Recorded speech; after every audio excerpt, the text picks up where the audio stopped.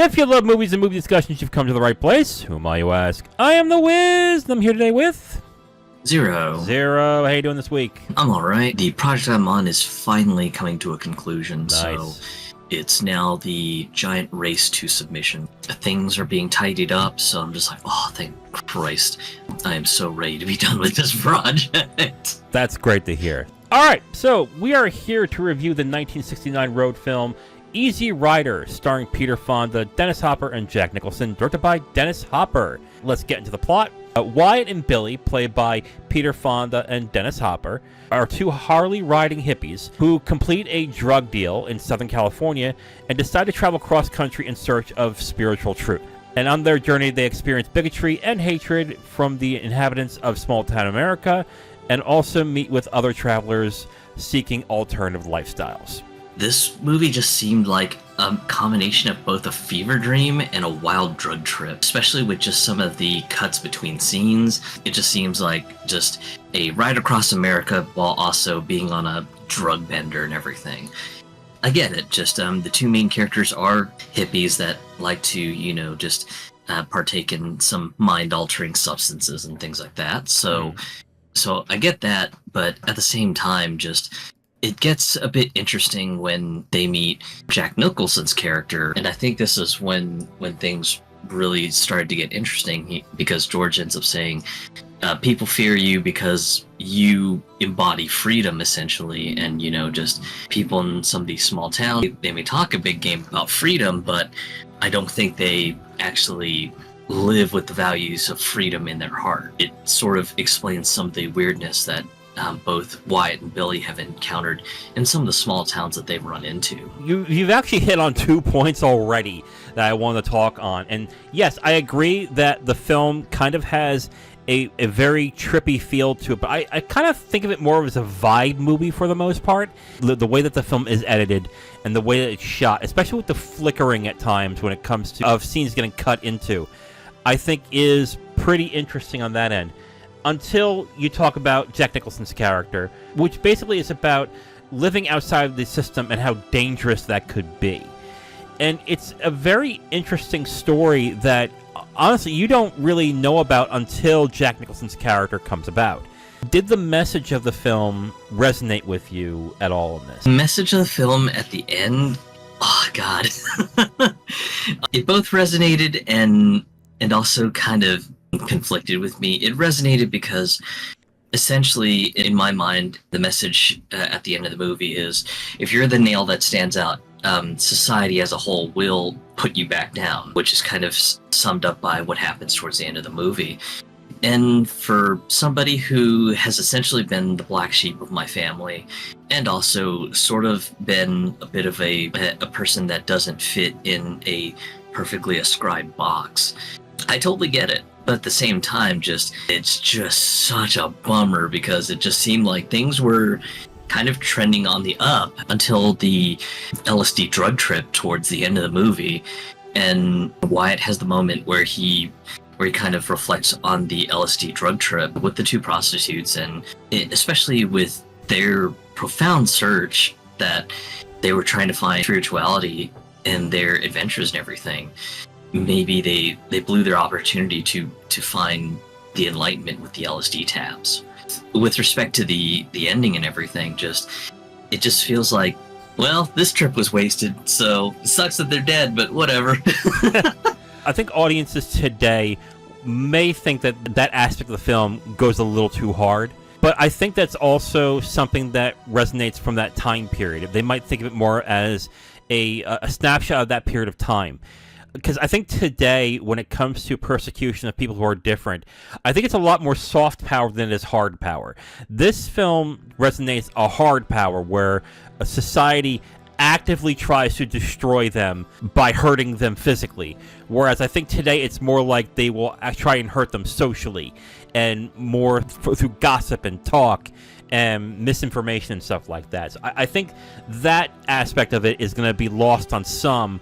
They may actually think of it more as, oh, well, this is how it was in the past. That's not how it is now. But what I also found really weird in the film, coming out of it, I think the people that might still find a connection with this movie is going to be profoundly odd in a specific way. Because the way that social media and the way that people act today is that if somebody who thinks the direct opposite of me has the same thought I do on something, then there's something wrong with that media and I should ignore it. But what I'm thinking is, like, I think a lot of people will find something that they will connect with the two hippies in this film. And I think literally that could be anybody. And that's the weirdest thing about this. Like, you can have people who are of a certain alternative lifestyle, and they'd say, oh yeah, I definitely feel that. I definitely feel that too, that the characters feel as well. You could also say that people who are in suburbs and are conservative leaning might feel that way too. I think what will be interesting is to see people today watch this film and to see what they get out of it, and see if they would connect the dots and find a path towards a better understanding of people. Or will they just see their own ostracization and go, yeah, that's exactly how I feel. I could definitely see that with someone sort of resonating with the message of oh man, just I've always been seen as different, and it's such a bummer that, you know, just being different just causes you to be on the out. I don't think it's a criticism of the film, but I think might not land as hard or will land differently with other people.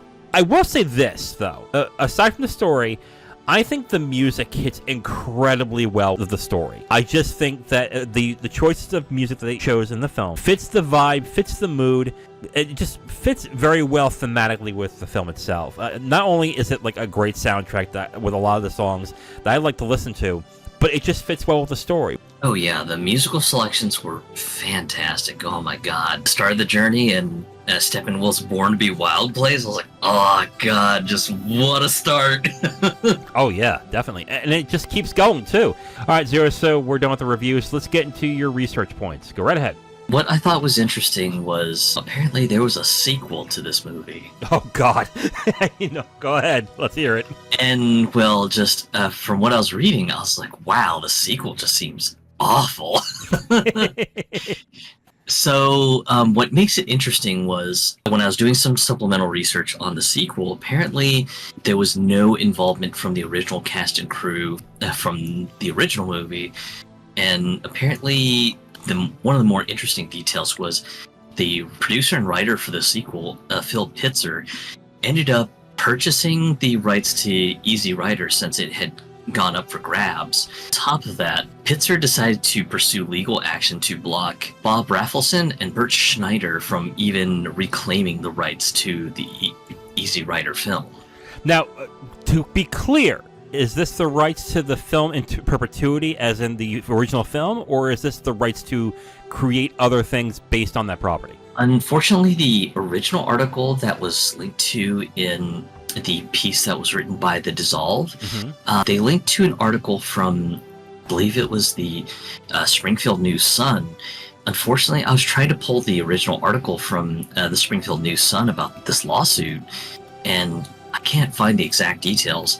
My guess is it was more to just claim the rights for being able to make sequels or remakes of the movie, and not the entire brand Easy Rider as being able to get the rights and royalties in perpetuity. If I can manage to find more details, maybe we'll put it as like a pinned mention or something. I don't know. Sounds like they may have lapsed on the rights, and I think the reason why Pitzer sued was just maybe they were doing a media circuit and they were just like, oh yeah, you know, we own the rights to remake or make sequels to this movie, but you know, just we haven't quite decided yet. And I think maybe it was one of those, hey, I'm really sick and tired of them just making this claim to something that I see as just wide open. So you know what? I'm going to buy up the rights and I'm going to sue to block them from making any sorts of mentions like that on any further media interviews or any sort of like discussions about the movie. Now, about the sequel, which I think is called Easy Rider: The Ride Back.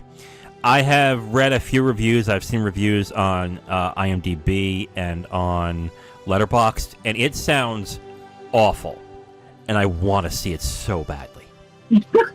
I gotta see how bad this is. Like, this is one of those things where I'm like, the concept of having an Easy Rider sequel sounds stupid in itself. But to see how badly people think of it, I really want to watch it and go, is it that bad? And I kind of want to do that. So maybe one day next year I'll do that. But Oh boy, I can't wait. I can't wait to see it. All right, Zero. So, do you recommend Easy Rider? Yeah, I mean, I'd recommend it. It's definitely something that has a bit of a serious tone, so I think it'll be completely lost if you're just not paying attention to it.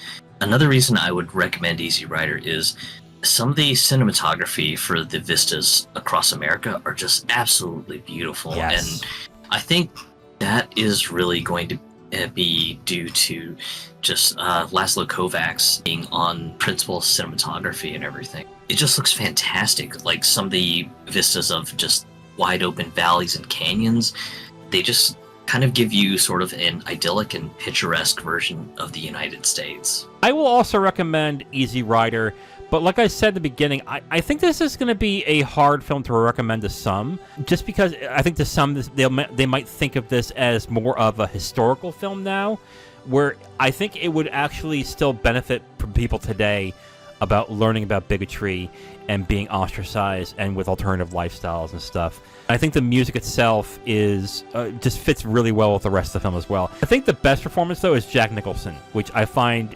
interesting because he's only in it for about maybe 20 minutes of the film. I really quite like Jack Nicholson. He just played the very interesting role of an ACLU lawyer and everything. But on top of that, it wasn't just any ordinary ACLU lawyer. He played it off well as kind of like a country lawyer. So he had the drawl and just sort of the talking and mannerisms of like a Southern lawyer as well, too. His character is interesting because he's the one that straddles both lines of being in, I guess, the mainstream side, but also dabbling into the alternative lifestyle and trying to marry both of them in and realizing that you kind of can't do that in that time. So I thought that was an interesting character as well, and I think Nicholson did a great job on that. So overall, I recommend Easy Rider. Do you? Yeah, I will recommend it. All right, check it out on, I believe it's on Amazon Prime. So if you want to check that out, check it out there. Now, if you want my full review on this movie, you can go to my website at IamTheWiz.com. You'll have my full written review right on the site, along with a link to the video that has this review that you've just listened to. Thank you for listening to this review. If you want to know what we're reviewing in the next couple of days, you can look on the screen right now to see what's coming up next. If you liked what you heard, go ahead and leave a like on this video. If you want to discuss your opinion on the film or the review itself, please leave a comment. And if you want to hear more, subscribe to the channel. Thank you again for listening. I will talk to you next time.